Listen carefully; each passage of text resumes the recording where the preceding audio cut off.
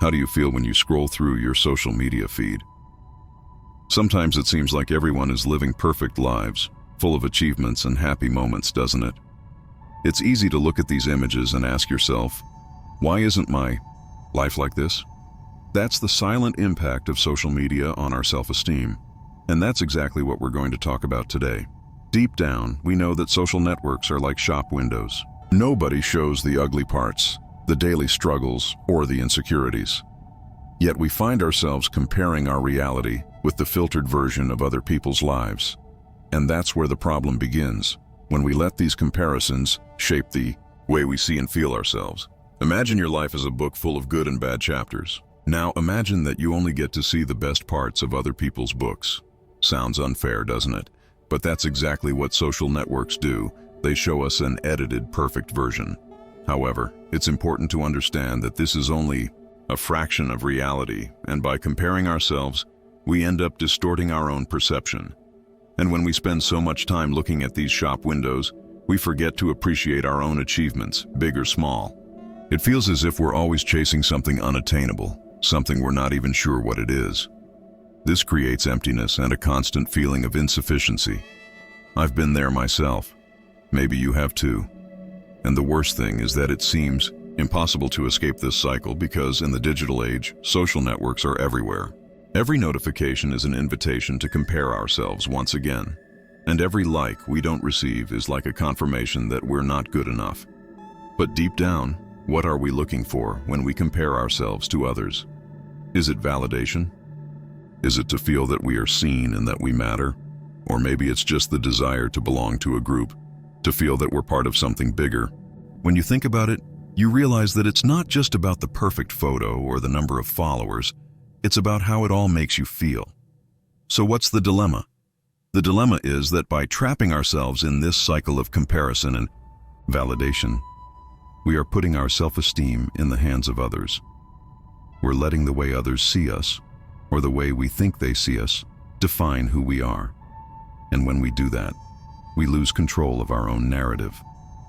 When we're immersed in social media, it's common to believe that these comparisons are normal and inevitable. It seems that everyone around us is happy, achieving incredible things, traveling to exotic places or reaching goals we didn't even know existed.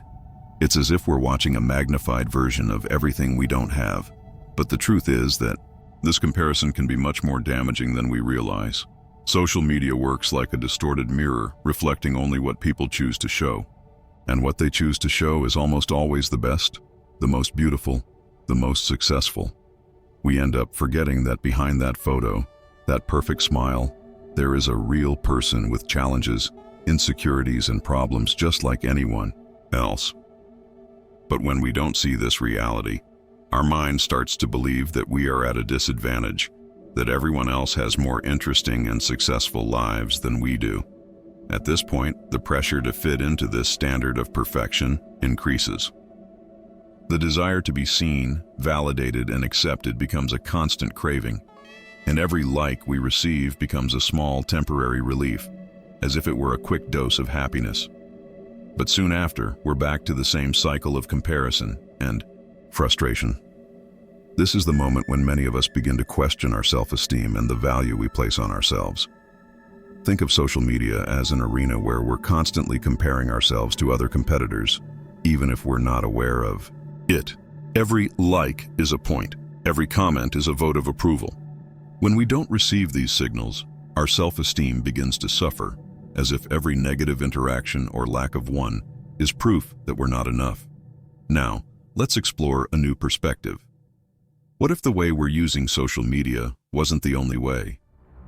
What if, instead of comparing ourselves, we started looking at these platforms as an opportunity for learning and real connection, rather than a source of validation? The bottom line is that social media itself is neither good nor bad. It all depends on how we choose to use it. If we look at it as a tool to inspire us, to learn from real stories, or even to connect more authentically with people who share the same values as us, perhaps we can turn this experience into something positive. The problem, then, is not necessarily the platform, but the way we allow it to affect our perception. Let's think of a simple analogy. Imagine you're in a museum, surrounded by works of art. Each piece is unique, representing something important to the artist. Some may be vibrant and full of life, while others are more subtle and introspective. Now, if you look at each work expecting them all to be the same or to have the same value, you'll miss the true meaning of each one. It's the same with social media. Each of us is a different work, with our own journey, our own struggles, and victories. Comparing our reality with that of others is like expecting all works to have the same format and message. In the middle of this process, there is a turning point. By realizing that comparison is a choice and that we have the power to redefine how we use social media, we can regain control. This doesn't mean that the desire to be seen or accepted will disappear, but that we can learn to put our self-esteem on a different footing than simply what we see on a screen. Now, with this new perspective, the challenge is to look beyond superficial comparison and start seeing social networks as a space for learning and connecting. We can choose to follow people who really inspire us, those who share real struggles and authentic stories. In doing so, we begin to shape our online environment in a healthier way, where we surround ourselves with positive influences rather than focusing solely on unattainable standards. It's important to recognize that in order to change the way social media affects our self-esteem, we need to take a conscious approach. The first step is to take control of the way we use these platforms. Instead of being passive spectators, we can become active and selective users. How about starting by cleaning out your feed?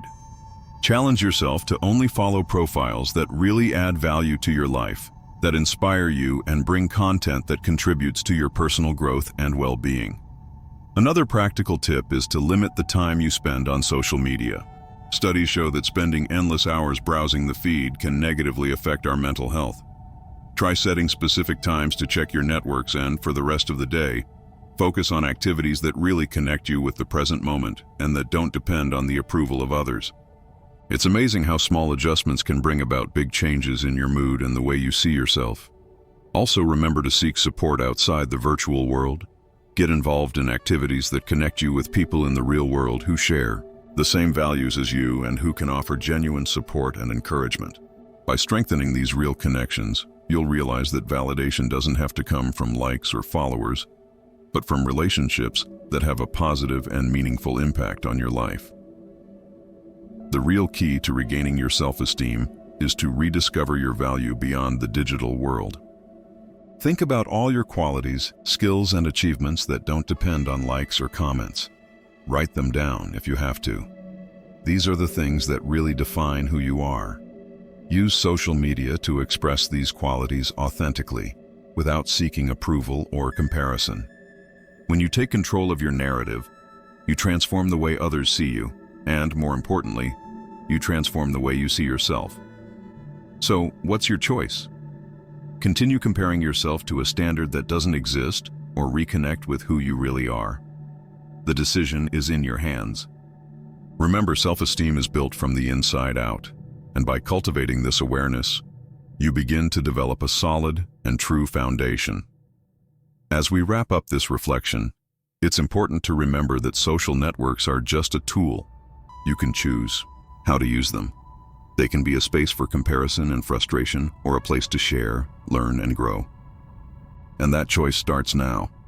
Try making a simple change, perhaps redefining what you expect from the digital world or how you react to the posts you see. Small changes can make a big difference. Finally, I invite you to disconnect a little and reconnect with the world around you. Take a walk, talk to a friend, or simply enjoy your own company. The true essence of who you are doesn't lie in filters or likes, but in the simple, authentic moments you live off screen. And if this content made sense to you, share your experiences in the comments. How about creating a space where we can talk about how social networks affect our lives and, together, find ways to use them in a healthier way? Don't forget to like the video, subscribe to the channel, and activate the bell to receive notifications of new videos like this one. Let's build this community of support and self-knowledge, step by step. Remember, your self-esteem is too valuable to be handed over to algorithms and numbers. Cultivate it intentionally and live life with authenticity.